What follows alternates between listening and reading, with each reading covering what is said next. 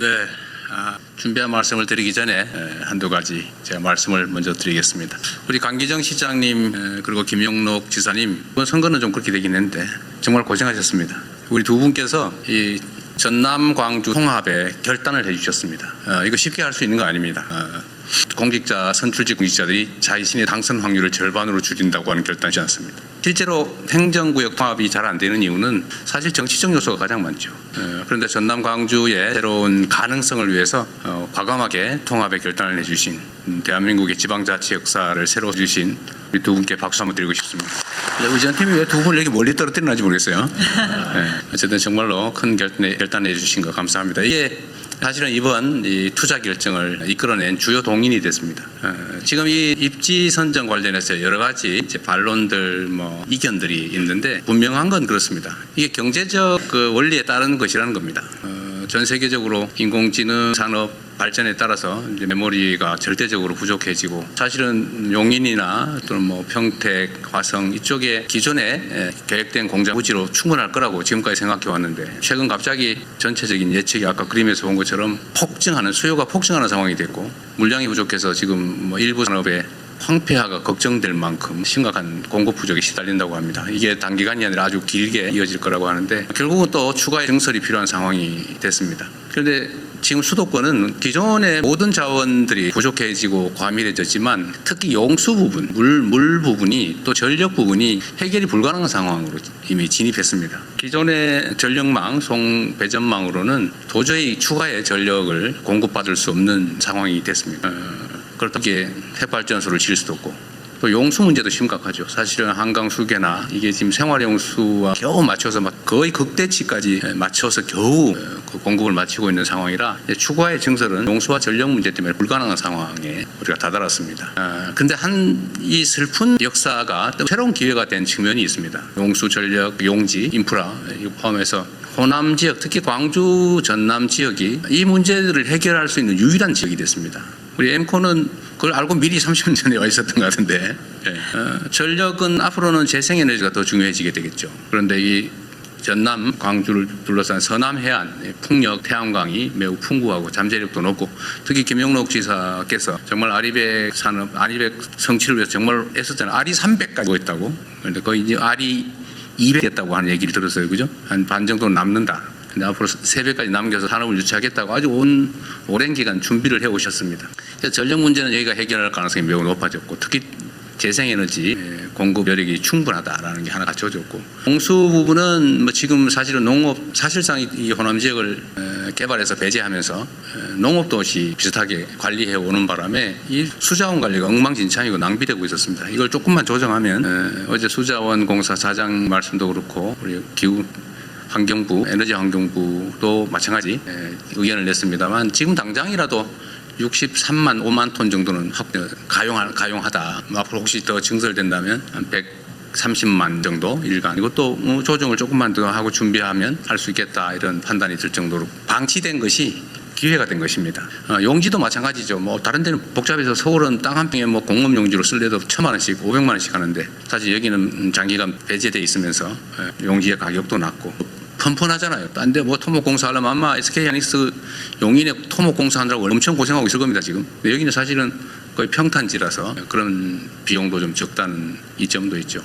지진도 없는 안전지대이기도 합니다. 그래서 이 모든 조건들이 지금까지 배제됐던 측면에서는 하나의 새로운 기회로 전환이 된 것이죠. 그리고 정부 입장에서는 매우 중요한 정책 목표가 있습니다. 지금처럼 수도권 일극체제로 계속 가면 나라가 망한다. 반드시 국토를 효율적으로 제대로 쓸 수 있도록 균형을 맞춰야 된다는 게 저의 생각이고 많은 사람들이 동의하는 바입니다. 이번 국민주권정부의 핵심 과제죠. 국토 균형 발전을 통해서 포용적 지속 성장을 이뤄낸다. 피할 수 없는 핵심 과제입니다. 그래서 이 정부가 하는 역할에는 이런 객관적인 조건들을 잘 맞춰서 국토 균형 발전이 가능하도록 하는 것이죠.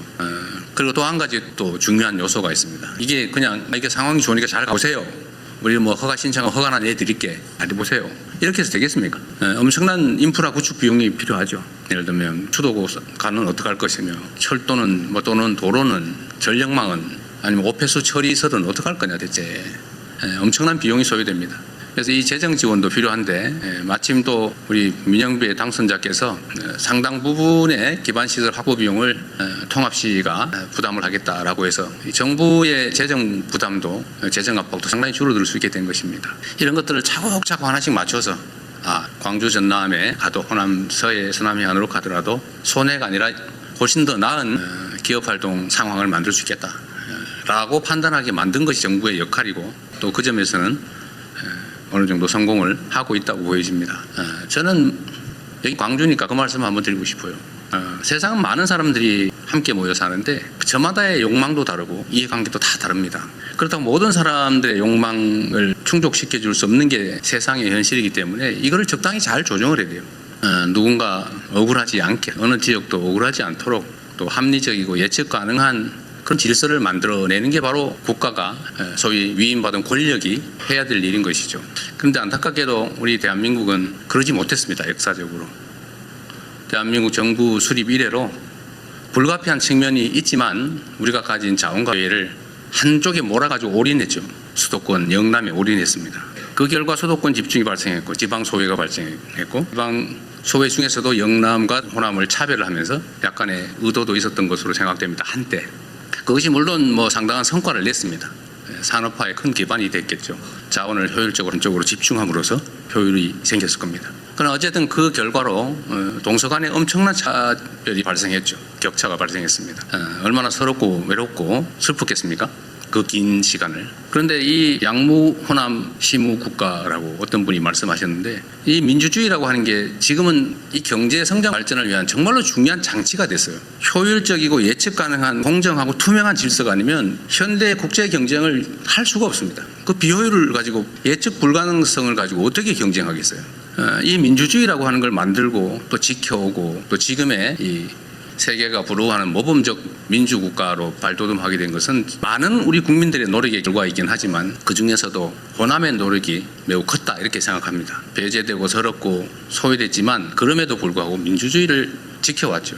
그 결과가 대한민국이 산업화에 이어서 민주화를 이뤄내고 또 전 세계적인 모범이 되었을 뿐만 아니라 합리적 경제 활동의 토대를 만들어서 우리 기업인들이 예측 가능한 상황에서 합리적인 최선의 결정을 할 수 있게 되었던 것입니다.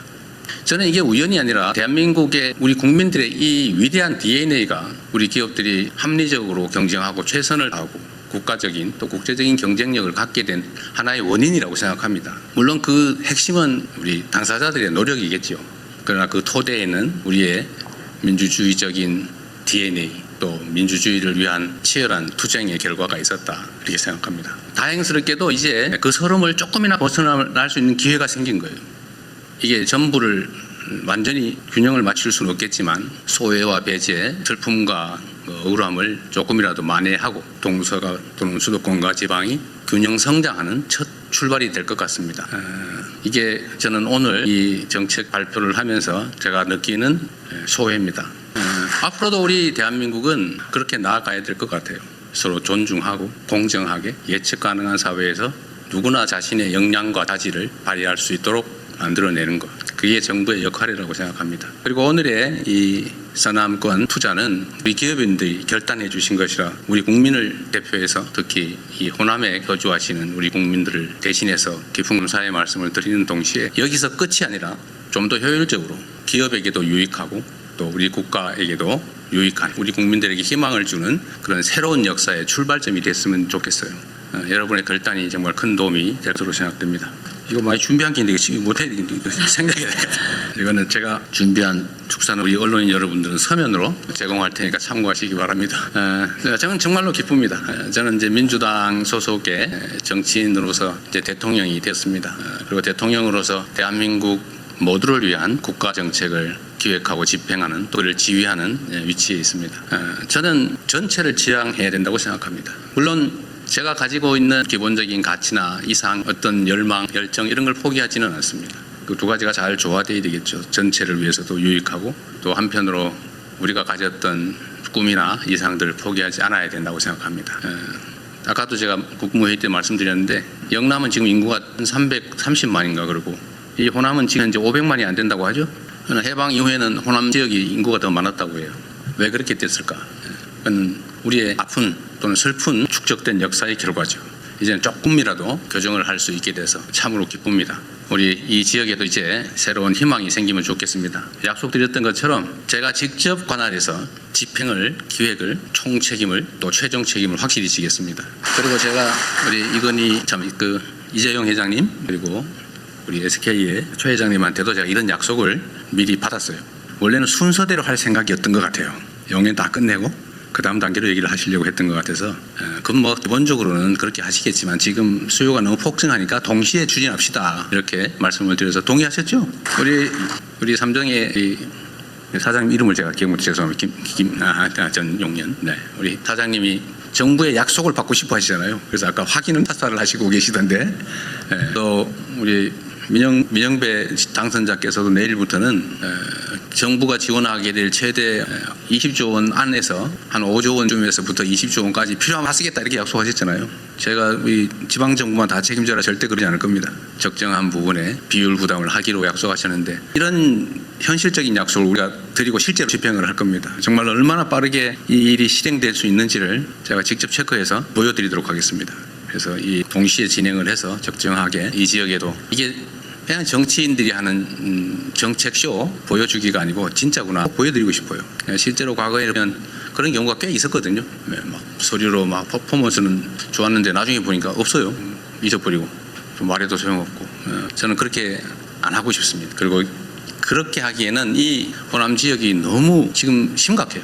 그래서 동시에 진행하도록 하고 어쨌든 정부에서 재정 지원이든지 인프라 구축이든지 거주 교육 뭐 여건이든지 문화 뭐 보건 여건이든지 최대로 잘 만들어내겠습니다. 하여튼 저로서는 참으로 기쁘고 의미 있는 날입니다. 제가 대통령을 1년 조금 넘게 제가 재임했는데 여러 가지 보람 있는 일이 있었지만 이 밤에 대규모 투자를 하실 수 있도록 좋게 말하면 유도, 좀 심하게 얘기하면 유인, 억압 강요는 하지 않았습니다. 어쨌든 정부의 정책을 잘 조정해서 이런 환경을 만들어내고 기업의 발단을 이끌어낸 이 일이 가장 보람이 있는 일입니다. 제가 너무 즐거워서 말이 많았는데 감사드립니다. 그리고 전남 광주 특별 시민 여러분 축하드립니다. 이재명 대통령님의 더 많은 영상을 보고 싶으시면 좋아요와 구독 알림 설정 부탁드려요.